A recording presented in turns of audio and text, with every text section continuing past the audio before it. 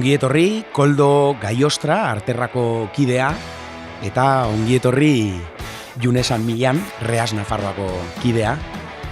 Gaur bidaia bat egingo dugu geltokian gaude, eta geltokia da iristeko puntu bat, baino abiatzeko puntu bat ere. Gaur proposatzen dizuet abiatzea, eta abiatuko gara Arterra proiektua ezagutzea. Bai? Koldo, zu jarriko zaitugu pixkat gure gida bezala, eta hori egiteko gu aurretik bidaia hau egin genuen. Irudi batzuk hartu genituen, eta zuen proiektuaren berri ezagutu genuen. Eta, han grabatu genuenari segika solasaldi bat proposatzen dizuet. Ze iruditzen zaizue? Primeran, bai. Lehenik eta behin eta lehenbiziko bideoa. Ikusi baino lehen, Koldo, aurkeztu iguzu nun dagoen Arterran, nora egingo dugu ibilbidea? Bale, Arterran dago, Nafarroko Artiedan, zeren batzutan nahazten da Aragoneko Artiedan dagona. Baina, hori, dago oso hurbil Lunbierretik, eta, zu daukazu bi bide juteko normalean, Lunbierren bidez, autopistatik, edo jundezakegu baita Agoizen bidez, karretera zahar batekin. Ze iruditzen zaizue karretera zarra hartzen balen badugu, autopista alde batera utzi. Bai, da politena. Poliki paisaiari begira hurbildu eta ea zer kontatu zen iguten entzuten dugun. Ados. Arterran ditugun proiektuak batzuk dira gure behar basikoak asetzeko, adibidez janaria, baratzan, oioekin eta bar, teilatuak ondo eduki, beroa eduki daukagun biomasako kalderarekin, eta beste proiektu batzuk dira kanpora begira. Gure helburua da esperimentatu inguruarekiko eta gurekiko bizitzeko beste era batzuk praktikan jarri, horren inguruan gauzak ikasten ditugu eta hori mundura jartzen ditugu, banatzen ditugu, eta horren inguruan tailerrak edo esperientzia mota ezberdinak ukitzen ditugu. Tira, Koldo, lehenik eta behin okurritzen zaidan galdera, jendeak uler dezan. Nola iristen da zuek bezalako jende talde bat, Arterra bezalako eremura, lur hori eskuratzea? Historia oso luzea da, luzea, 10 urte daukagu, justu orain daukagu ja zelebrazio, baina, kontua da pixkat, ikustea nola zein inpaktu daukagu sozietatean munduan, ikuste pixkat ez zaigula gustatzen, zein erresponsabilitatea hartzen dugun eta gure bizimoduetan. Eta hori, gure asmoa zen pixkat lortzea beste modu bat efizienteagoa eta kontuan hartzean zein inpaktu daukagu lurrean, zein inpaktu daukagu gure inguruko sarean, zein inpaktu daukagu sozietatean generalean. Eta, hori da gu esperimentatzen dugula, beste modu batzutan lortzeko gauza horiek. Hori da gure beharrak. Ez bakarrik bideo agertzen denak, baita gure pilarrak, gure eremuak da pixkat gure inpaktoa gure bizitzan edo gure nola antolatzen dugun eta nola lortzen dugu behar basikoak betetzea, baina baita nola egiten dugu akzioa munduan eta nola eskaintzen dugu beste modu bat egiteko gauzak. Noski, hitz egiten duzue aztarnari begira jartzen zaretela, zuen, bizitza eraikuntzak ze aztarna uzten duen inguruan, baina noski aztarna hori ematen da leku geografiko batean, lurra baliatzez bizi zaretelako neurri handi batean. Zehazki lur horretara duela 10 urte nola iristen da proiektu hau? Hori zen pixkat, nik ez dakit oso ongi historia, zenen ni daramat 2 urte Arterran, baina, kontatu dit. Eta zen pixkat oportunitate bat, zen agertzen dela, edifizio hori zen lehen eskola bat, seminario bat. Bai, zen seminario bat, de hecho, oraindik agertzen dira zartxoak, zeren ni ikasi nun hemen txikitan, eta, bueno, oso polita. Eta hori, monasterio eta gero geratu da rollo desokupatuta eta pertsona bat, Ernestok, hartu zuen eta bihurtu zen hotel bat rural, rollo el Palacio de los Pirineos, rollo balneario bat, eta bueno, gauza oso handia eta ez zen funtzionatu. Orduan geratu da han hautza hartzen.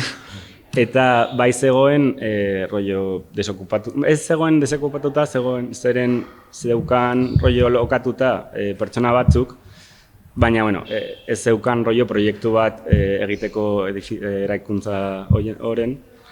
Eta, bueno, guk agertu dugu, eta proposatu dugula alokatzea espazioa eta, bueno, hastea proiektu hori. Eta, bueno, nola gu herrien arteko harremana zen ona, bueno, hori landu behar zen, hasieran igual ez zen hain ona, baina poliki-poliki jun dugula harreman hori lantzen. Eta, bueno, funtzionatu zuela eta han daramagu 10 urte eta iaz Ernesto hil zen. Orduan bere senarralabak ez zeukan nahi, ez zuela nahi mantendu eraikuntza, orduan eskaintzen genuen erostea edifizioa. Orduan orain hasi dugu erostea edifizioa eta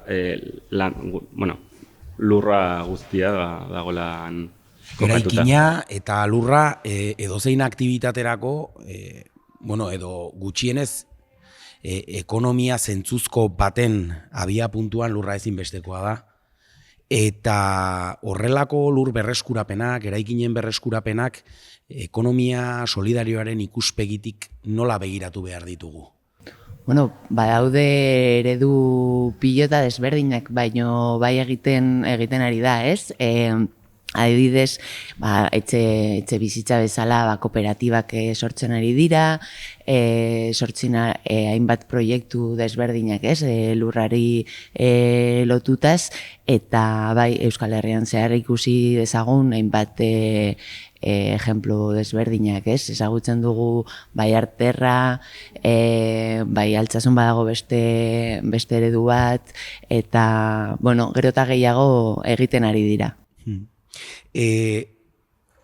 Lur lanketa hau planteatzen duzuenean eta etxe bizitza honen edo eraikin honen erabilera planteatzen duzuenean bi elemento planteatzen dituzue. Bat, barrura begirako esperientziak antolatu, zuen beharrak ezaugarritu eta horiek asetzeko barruko begirada hori, eta bigarrena da kanpora begirakoa, bai ingurunearekin eta baita gizartearekin. Azaldu dezakezu gutxi gora bera zertan oinarritzen den bakoitza?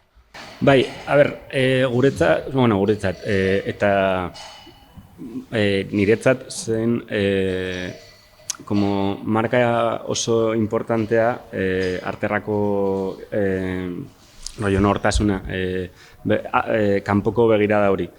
Zeren ez bakarrik, guk ez dugula hori egiten bakarrik gure bizitza oso erosoa edo koherenteagoa egitea, baizik egin dezakegu zeo zer munduan, gure ekin nahi dugu munduan.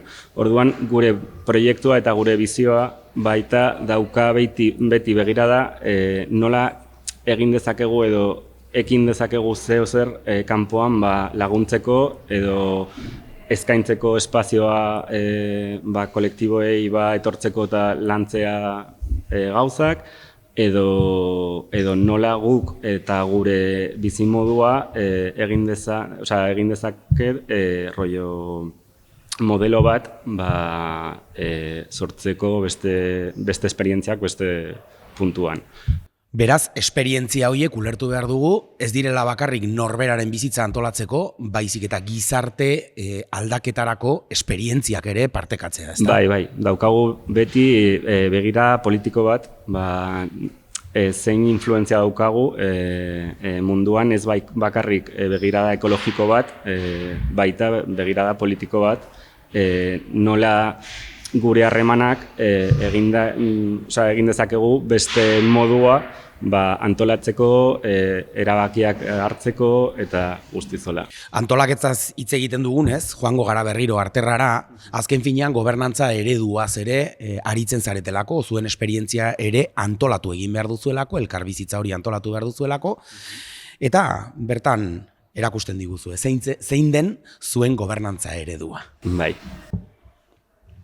Arterra martxan jarri zen orain dela 10 urte, eta orduan da esperientzia proiektu bat, horren barruan pentsatzen ea nola antolatu, ez? Eta orduan ezagutzen genuen erabatzen asamblea formatua, eta horren zailtasuna baita ezagutzen genituen, eta orduan beste formula batzuk probatu nahi ziren, eta soziokrazia entzun zen, eta hortaz asko zekiten pertsonak etorri zen hona azaltzea, eta ikusi zen, interesa zegoela hori probatzeko, asko gustatu, ondo ikusten zen hori garatzeko, eta horren inguruan jarritu genuen lana eta implementatzen.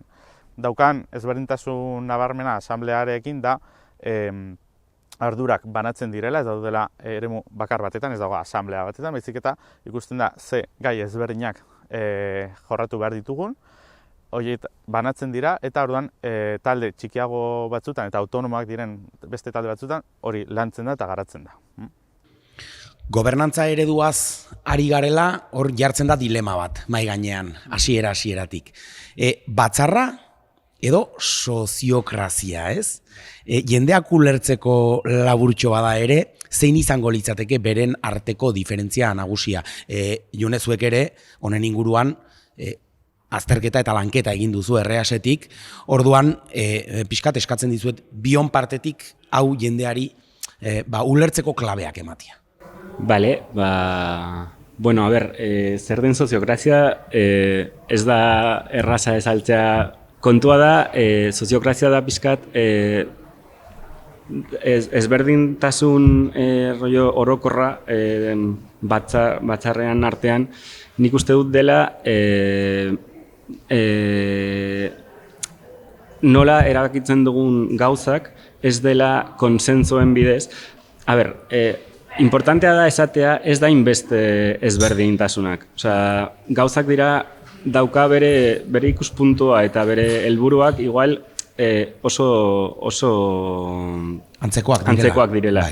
Baina kontua da soziookrazian guk saiatzen dugula ez egiteko guztiok ados, bestela nik bizi aldut hauekin,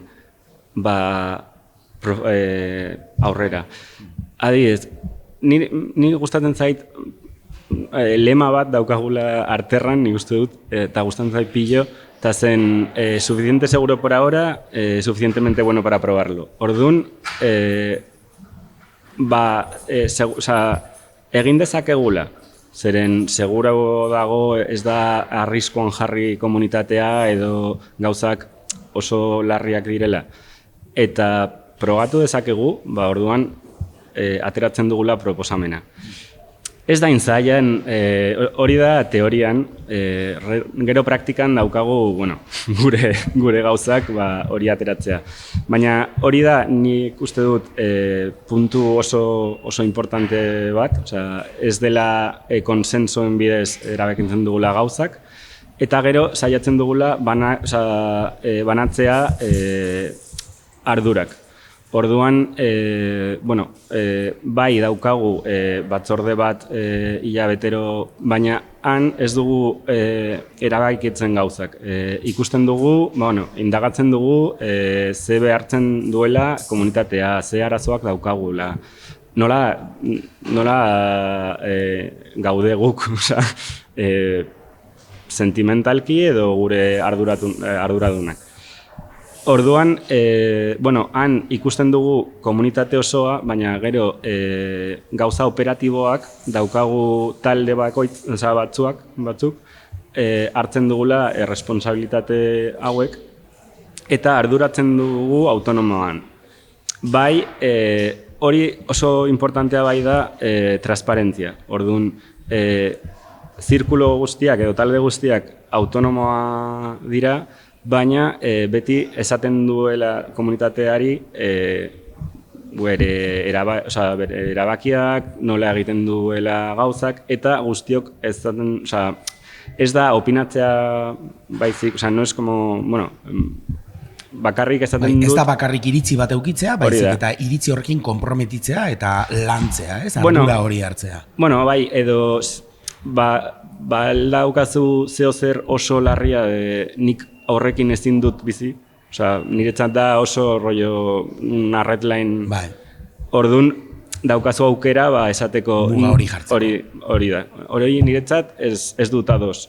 Baina ez duzula jartzen duzula, ez duzu objekzioak jarri, zeren, ¿por qué no estés de acuerdo? Da gauzak oso pentsatuta eta ikusten duzula arrisku bat proiektuarentzat edo da arrisku zuretzat.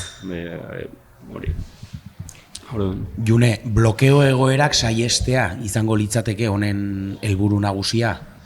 Bai, nik uste du baietz, azkenean talde bat autonomoa baldin badago eta transparentzia orokorra baldin badago, modu bat blokeo aurre egiteko, ez? Eta nik uste dut hori ere oso importantea da, zehalako esperientzietan hainbeste jendearekin, ez? Arterran 40 lagun zaudete, ez? Orain, blokeoak agertu dezakete, ez? Baina, ere, pentsatu behar dugu nola aurre egitea eta modu horretan ere, zaintzak ere oso importanteak dira, nire uste. Bai, hori da, zaintzen dugula.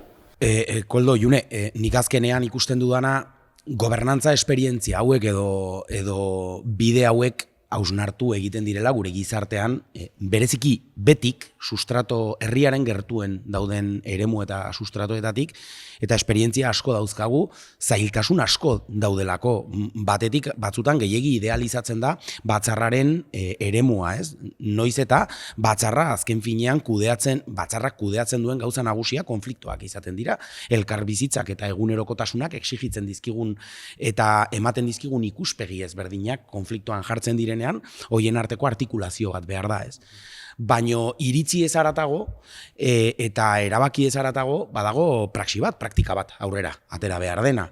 Eta horretan ere efizientzia bilatu behar da, azken finean behar dugulako lana egin, behar dugu lurra landu, esaten zenuten bezala, behar dugu gure beroa bermatu, gure eraikina konpondu behar dugu, elkar bizitza egin behar dugu eta gainera gainontzekoekin elkar bizitzan jarri behar gara, eta horrek eskatzen ditu ardurak, ez iritziak eta ikuspegiak bakarrik. Eta horgako bat dago, ezta? Elkarbizitza horretan gaudenean ikuspegi ezberdinak daudela onartu behar dugu, hori lehenik eta behin, baina ikuspegi ezberdinak ezin dira izan aurrera egiteko oztopo eta etengabeko marragorriak, ez? Eta askotan igual asko galtzen gara konsensuaren ikuspegi erromantiko edo idealaren bila, eta asko galtzen gara gero praktikan aurrera egiteko bidean. Hausnarketa hori arterran dagoen bezala, niri okurritzen zait Arroazun adibidez, herri txiki bada, gu bertan bizi gara eta bertan batzarra dago. Eta azkenean gure antolakundeak, udal antolakundeak erabaki zuen ez zela udal talde bat eta batzarra egongo, baizik eta lan arloak egongo zirela. Eta lan arlo bakoitzak bere ardurak eta bere erabakimenak hartu beharko lituzkela. Baina noski, erabakimen hoien berri eta hausnarketa hoien berri, denon artean ere partekatuko genuela, baina erabakiak lan arlotan hartzen ziren bi gauzak lortuz. Batetik, hausnarketa ekintzarekin lotuta dagoela, eta ideiak dauzkan pertsona horrek, ideia horiek burutzeko ardura ere hartzen duela. Eta horrek askotan, ideiak emateko orduan, mugak jartzen ditu. Zenik botako dudan ideia ez balin badut ikusten egiteko gai naizela, ez dut botako. Eta horrek asko erresten du. bizitza, ez? Bai. Bueno, gure artean esan nahi dut, Reasen barruan adibidez, ere, nik uste dut oso importantea da ikustea ere praktika, hau da, absolutamente praktikoa, ez? Orduan, nola egiten duzu zerbait, praktikan, eske ez dago beste modu bat, ez? Eta praktika horretan, bai dago teoria pilo eta azkerrik asko ere, baino, bueno, ikasi alduzu hori guztia, baino gero praktikan beti aldatuko da. Zeren ez da gauza bera arterra bat, edo beste herri bat, edo beste entitate bat, nola kudeatzen duen bere esperientzia eta bere eguntasuna, ez? Orduan, nik uste dut oso importantea da ere beste referenteak izatea eta ezagutzea, zeren horrela ere ikusten dugu, beste modu batzuk eta horrela ere topatzen dugu oso ideia onak, adibidez gure kasuan, Reasen barruan sare bat bezala, sare bat gara, orduan oso importantea da gure kasuan bai komunikazioa, eta bai parte hartzea, ez? Baina, karo, gure kasuan gara ekonomia solidarioko entitate desberdinak. Orduan, normalen entitate hauek bai daude beste saretan, daude beste mugimendu sozialetan, eta hori ere da parte hartzea, zeren hori bai hor barruan bai daude gure balioak, ez? Ekonomia solidarioaren printzipioak hor daude ere. Orduan, oso interesgarria eta oso aberesgarria da ezagutzea nola entitate bakoitzak egiten du bere inguruan beste saretan lan hori ezagutzea eta gure artean ere parteka hartzea eta ideia hau badirudi oso simplea, saretik kanpo ere egiten den lan hori guztia begiratzea, eta gu ezagutu dugu eta ideia hartu dugu iaz lan egin genuen pizkat EH kolektiboarekin da beste sare bat agroekologia finkatuta, eta haiek egiten dute horrela parte hartzea oso importantea da, baina ulertzen dugu parte hartze hori izan alda ere saretik kanpo, eta ikusi genuen hori eta pentsatu eske da kriston ideia super, errestasuna ematen du eta gainera aberastasun pilo, ez? Orduan guk ere aldatu dugu gure estatutuak hori, EH kolektiboa ezagutu eta haiekin lan egin eta gero, pues, ostras, eskerrik asko, eramaten dugu ideia hau, eta alakoak gero eta gehiago daude, ez? Utzi dazue aurrera egiten, ja denbora badijoak igu, eta azkeneko ataltxo bati bai erreparatu nahiko nioke, bertan ongi azaldu zen igutelako, jendeak arterra ulertu behar du eraikin batean. Eta kobizitza egiten duzu bertan. Ikusiko dugu pixka bat, jendeak ikusi dezan, eta gero horrekin errematatuko dugu gaurko solasaldia. Arterra da proiektu bat, non gure helburua da beste bizitzeko moduak probatzea eta esperientzia edukitzea hoien inguruan. Alde batetik, da nola antolatu gure artean espazio komun bat kudeatzeko, eta gero baita inguruarekiko eta beste pertsonekiko beste erlazio mota batzuk esperimentatu. Empatikoagoak eta inpakto kontrolatu bat daukatenak. Dituen ezagarria da etxe berdinean bizi garela, eraikuntza berdinean, alde batetik daukagu mankomunean ditugun espazio ezberdinak, adibidez sukalde handi bat, tabernatxo bat, eta beste gela batzuk, eta gero apartamentu txiki batzuk. Tira, azkenean gaur egun co-housing, co-living, badaude hola inglesez gainera erakusten zaizkigun horrelako kontzeptuak. Hemen hala ere horrek askorako emango lukelako eta motivazio ezberdinek bultzatzen dute horri, zuek bizitokia eta bizimodua elkar lotzen dituzu, ez? Bizitzeko modua eta bizitokia. Bai. Daukagu espazioak mankomunean eta baita daukagu espazio txiki batzuk pribatuak.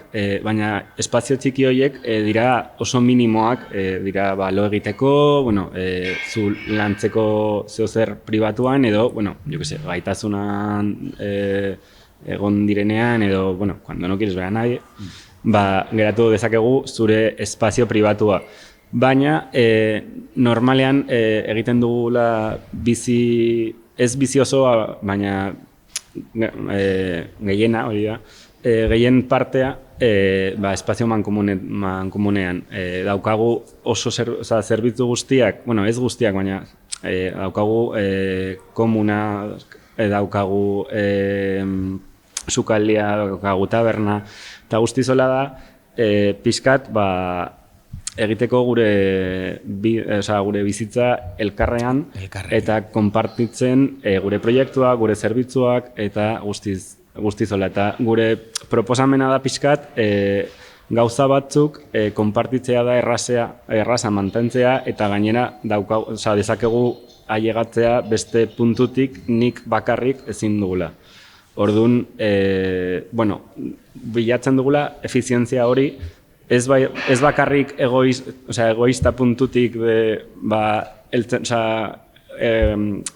eduki dezakegu una taberna mucho más guapa, kontua da baita ez errepikatzea, nik behar dut herramienta, tresna batzuk egiteko obra bat, komunean jartzen dugula, igual tresna gehiago egin dezakegu eta ez errepikatzen dugula gauza hori. Bueno, simplifikaziorako ezinbesteko bitarteko bat da, simplifikatu beharko dugu, ze bidea amaitu da. Berriro ere geltokira bueltatuko gara, eta ni behintzat ideia batzuekin banijoa, gure ikusentzulek seguraski ere hartuko zituzten.